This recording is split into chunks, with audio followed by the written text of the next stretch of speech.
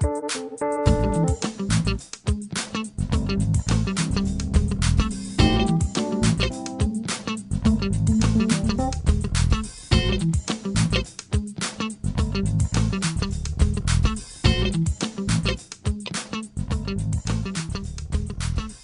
Social Security give great weight for Operation Enduring Freedom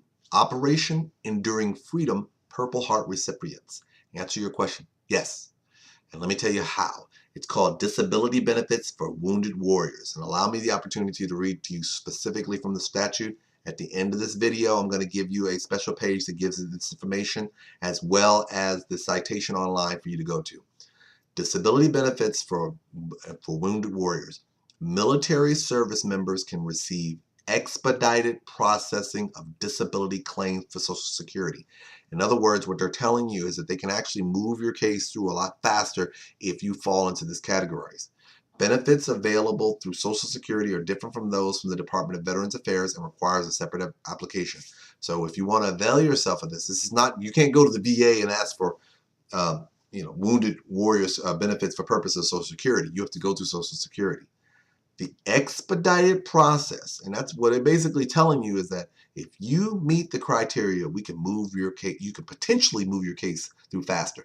It doesn't give you preferential treatment in terms of them determining your level of disability. You still have to meet the same standards. The time just doesn't take as long. The expedited process is used for military service members who became disabled while on active duty. Okay, so this is the important thing. So just as the question here about a Purple Heart, it's assumed that you got injured. Of course, most people know that Purple Hearts are typically those who get injured in the course of battle, in course of action, injured in combat operations.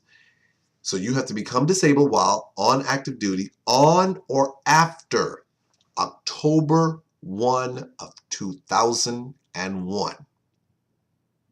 Okay, October 1 of 2001. Regardless of where the disability occurred.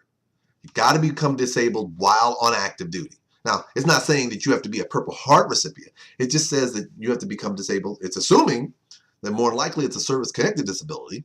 So they're telling you, listen, the expedited process is used for military service members who became disabled while on active duty on or after October 1, 2001. For those of you who are wondering about why is that date so magical, you probably know 9/11/2001 is when everything changed. The attacks on the Pentagon and New York City, and Operation Enduring Freedom kicked in October 1 of 2001.